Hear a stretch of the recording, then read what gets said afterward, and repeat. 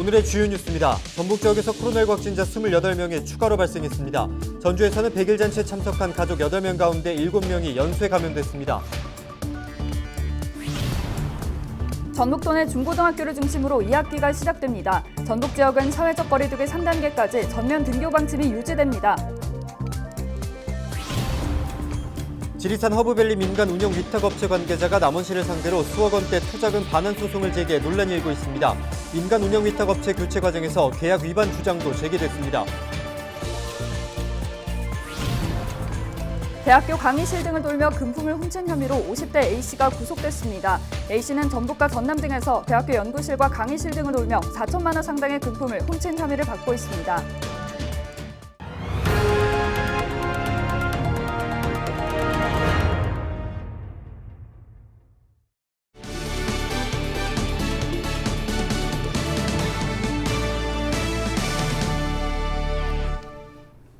여러분 안녕하십니까? 헬로티비 전북 뉴스입니다. 전북 지역에서 지난 16일부터 17일 오후 6시까지 코로나19 확진자 28명이 추가로 발생했습니다. 지역별로는 전주 11명과 군산 7명, 무주 4명, 부안과 임실 각각 1명입니다. 해외 입국자 4명도 감염됐습니다. 전주에서는 지난 14일 100일 잔치에 참석한 가족 8명 가운데 7명이 연쇄 감염됐습니다. 생후 100일 된 아기도 확진 판정을 받았습니다. 또한 전주 노래방 도우미를 연결고리로 이용자 2명이 추가 확진돼 누적 인원은 5명이 됐습니다. 여름 방학이 끝나고 이번 주부터 각급 학교 2학기가 시작됩니다. 코로나19 상황이 녹록치 않은 전북은 사회적 거리두기 3단계까지는 전면 등교 방침을 세웠는데요. 네, 보도국 연결해서 자세한 내용 알아보겠습니다. 정명기 기자, 일부 학교에서 등교를 시작했죠? 네, 그렇습니다. 전북 도내 중고등학교를 중심으로 이번 주부터 2학기를 시작하는데요. 사회적 거리두기 2에서 3단계가 적용 중인 전북 지역은 3단계까지 전면 등교 방침입니다. 교육부는 앞서 다음 달 3일까지 부분 등교하고 6일부터 전면 등교를 추진하기로 했는데요. 교육부는 사회적 거리두기 3단계에서도 전국 모든 학교에 전면 등교를 시작하고 가장 심각한 거리두기 4단계에서도 학교 급별 3분의 2까지 등교를 허용하여 그렇지만 전북도교육청은 원격 수업을 최소화하고 대면 수업을 늘리기 위해 개학 직후부터 전면 등교하는 방침을 유지하기로 한 겁니다. 최고 수준인 거리두기 4단계에서도 도내 전체 초중고의 94.7%인 1,189곳의 전면 등교가 가능할 것으로 전망됩니다. 교육청의 취지도 이해가 가지만 우려의 목소리도 나올 것으로 보이는데요.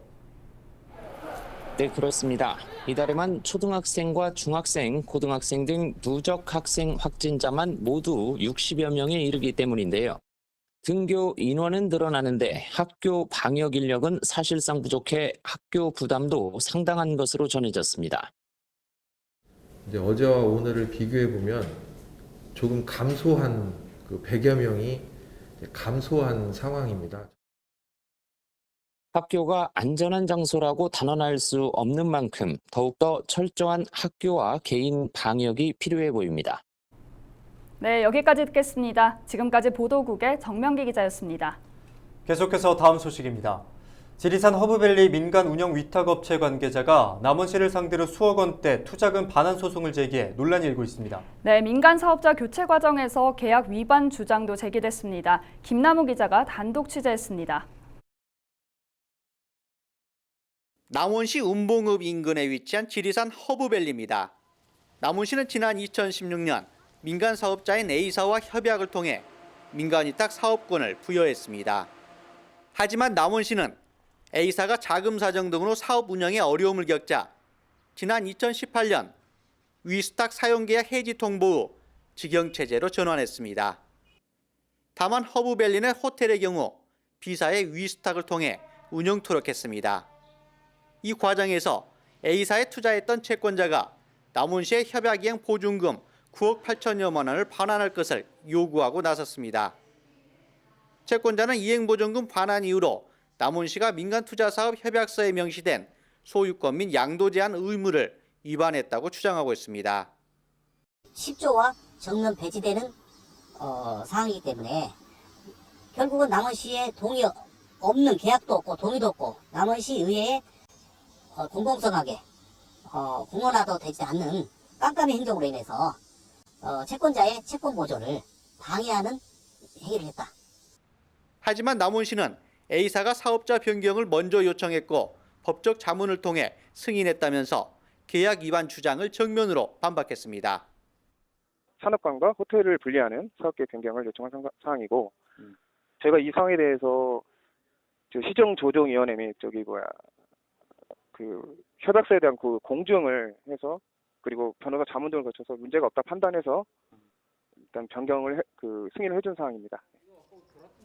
지난 2004년부터 400억 원대에 육박하는 예산이 투입된 남원의 대표적인 관광단지인 지리산 허브밸리.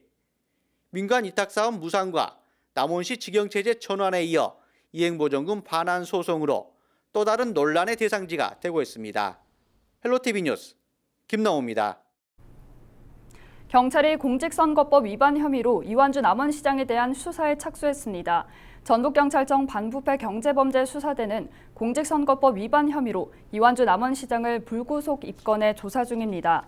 경찰과 남원시 선거관리위원회 등에 따르면 민주당 소속 3선인 이 시장은 당대선 후보 예비경선 기간인 지난달 3일에서 5일 지인들에게 정세균 전 국무총리를 지지하고 응원해달라는 내용의 문자 메시지를 보내거나 단체 카톡방에 비슷한 글을 공유한 혐의를 받고 있습니다. 군산경찰서는 수년 동안 대학교 강의실 등을 돌며 금품을 훔친 혐의로 50대 A씨를 구속했다고 밝혔습니다. A씨는 지난 2016년부터 최근까지 전북과 전남 등을 돌며 대학교 연구실과 강의실, 동아리방 등에 들어가 금품 4천만 원 상당을 훔친 혐의를 받고 있습니다. A씨는 훔친 귀금속 가운데 일부는 현금화해 생활비와 유흥비로 사용한 것으로 전해졌습니다.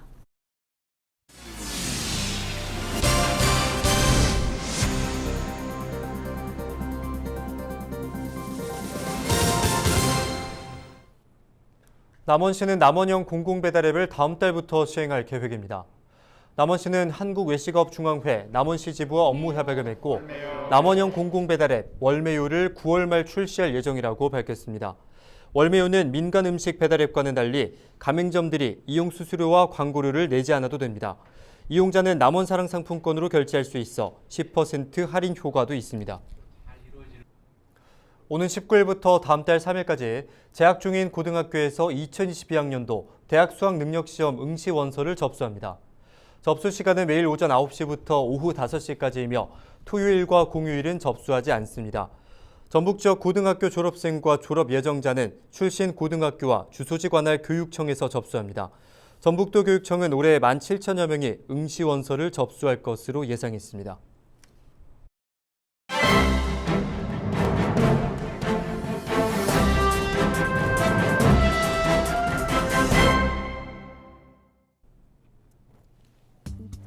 전북일보 기사입니다. 혈전 문제로 접종이 중단됐던 아스트라제네카 백신 접종이 재개돼 집단 면역 형성에 속도가 붙을 것이라는 전망입니다. 정부와 전북도 등에 따르면 17일부터 30살 이상 희망자를 대상으로 아스트라제네카 잔여 백신을 접종받을 수 있게 됐습니다. 예약 방식은 네이버와 카카오 등을 통해 당일 예약으로 진행된다고 하는데요. 앞서 정부는 지난 4월 아스트라제네카 접종 대상을 30살 이상으로 권고했다가 이후 7월 50살 이상으로 상향시켰습니다. 그러나 이달 12일부터 60에서 74살 등 상반기 아스트라제네카 백신 2차 접종이 진행되면서 잔여 백신이 발생했는데 문제는 이를 수용할 수 있는 접종 대상군이 제한되면서 결국 폐기로 이어진다는 지적이 계속됐다는 겁니다. 이에 예방접종전문위원회는 국가 예방접종 사업에 아스트라제네카 백신 접종 권고 연령을 50살 이상으로 유지하되 국내 코로나19 방역 상황, 아스트라제네카 백신 가용 물량 등을 고려해 얀센과 동일하게 30살 이상 연령층에 대해 아스트라제네카 백신 접종을 희망하는 경우 접종 기회를 부여하는 것으로 결정했다는 겁니다. 이로써 정부의 9월까지 국민 70% 1차 접종 목표 달성에 속도감이 붙을 것이라는 전망인데요. 다만 계속해서 바뀌는 접종 대상군으로 인한 국민 혼선을 가중시켰다는 비판을 피할 수 없게 됐고 안전성 문제 역시 또다시 제기될 수밖에 없다고 지적했습니다. 지금까지 신문브리핑이었습니다. 순창구는 발효 능력이 뛰어난 종균인 순천 황국 1호를 이달 안에 출시한다고 밝혔습니다. 황국 1호는 전통 메주에서 분리한 종균으로 장류의 주요 원료인 콩단백질과 쌀 탄수화물의 분해 능력이 뛰어난 것으로 분석됐습니다. 또한 항고지혈 및 항당뇨 활성화 성분은 발효주와 발효식품용 종균으로도 사용할 수 있습니다. 김제시가 지평선 산업단지 미분양 용지를 공개 경쟁 입찰 방식으로 매각합니다. 대상 토지는 미분양 지원시설 용지 8,600여 제곱미터로 이달 19일부터 25일까지 한국자산관리공사 전자자산 처분 시스템을 통해 매각합니다. 단 지번별 입지 가능 업종이 서로 다르기 때문에 입찰 전 꼭 확인해야 합니다. 고창구는 상수도 급수 정지 해제 수수료 규정을 삭제하는 내용의 상수도 급수 조례 개정안을 입법 예고했습니다. 이번 조례 개정은 상수도 사용료 체납 등으로 급수가 정지된 가정이 해체 신청 시에 내야 하는 수수료가 부담된다는 지적에 따른 것입니다. 또한 경제적 여건이 어려운 가정이 과다한 수도 사용과 누수 등으로 일시 요금을 납부하기 어려운 경우 요금을 분할 납부할 수 있는 규정도 신설했습니다. 국내 한 맥도날드 점포가 유효기간이 지난 식자재를 버리지 않고 사용한 혐의로 경찰 수사를 받고 있다고 합니다. 네, 유효기간이 표기된 스티커를 덧붙이는 일명 스티커 가리 수법을 썼다고 합니다. 몇 푼 더 벌겠다고 소비자 건강은 뒷전이라니 참 너무하군요. 음식 장사는 위생과 고객의 안전이 생명인데 대규모 프랜차이즈 업체가 이래서야 되겠습니까? 이상으로 뉴스 마칩니다. 함께해 주신 여러분 고맙습니다.